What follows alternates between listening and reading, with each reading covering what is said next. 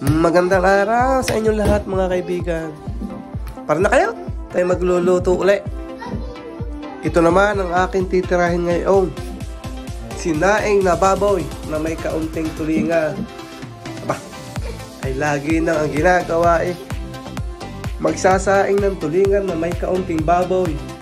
Ay, masarap naman talaga yun. Ay, ari ibang style naman. Sinaing na baboy na may kaunting tulingan. Ay talaga.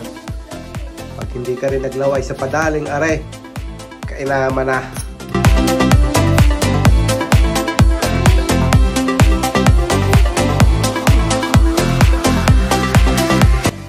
Ay, kita nyo ga ang aking assistant na are.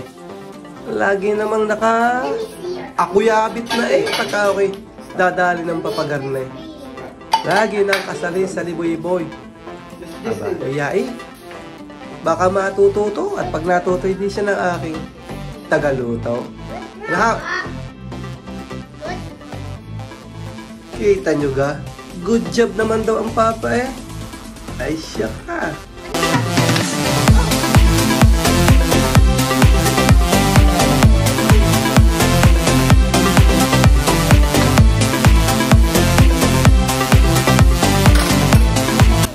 Aring tulingang are ay inalis ko na buntot at binunot.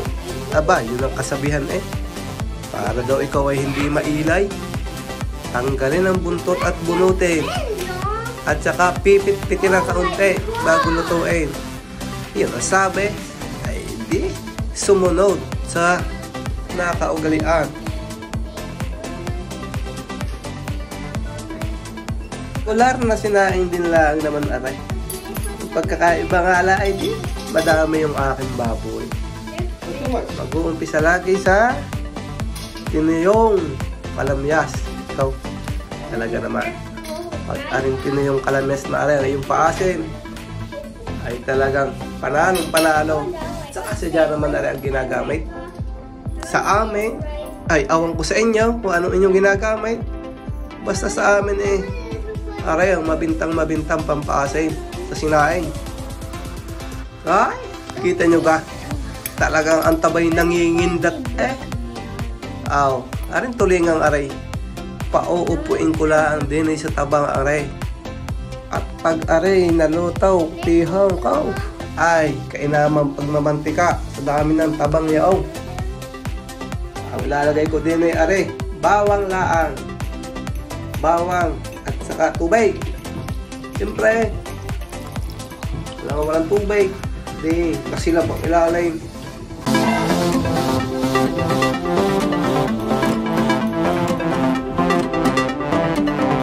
Lalagyan ko na rin asin. Aba, dadami-damihan ng kaunti. Kasi dyan naman kaya ng lasa ng sinaing. Laging may alat. Para masarap ang patis. Para pagkain yung sinabaw sa kanin eh. Husay na husay. Ilagyan ko na rin ng isang pirasong magic sarap. Yun na talaga ang magpapasarap diyan sa padali kong yan. Yun, makalipas ang 30 minuto. Yan na itsura. Tingnan nyo ba? Ay!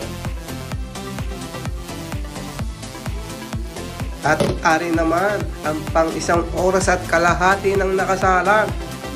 Ay, tingnan nyo ga ang sabaw. Pagka ganyan ang sabaw ng iyong sinaing eh. Husay na. Pwede na. Ikaw, kung aray matitikman ninyo, aring padali kong aray, eh talagang, ay gatong-gato naman eh. Malambot ang tinik. Malambot ang taba. Lahat na yung malambot eh. Oh. Tingnan nyo ga, aring padali kong aray. Pag di ka naglaway diyan, ay siya ka.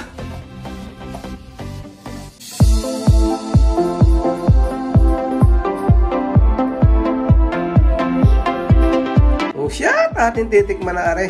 Aring aking padaling are. Kung ano bagang kinalabasan nga. Tingnan nyo ga, ay pagkakalambot ng baboy na yan.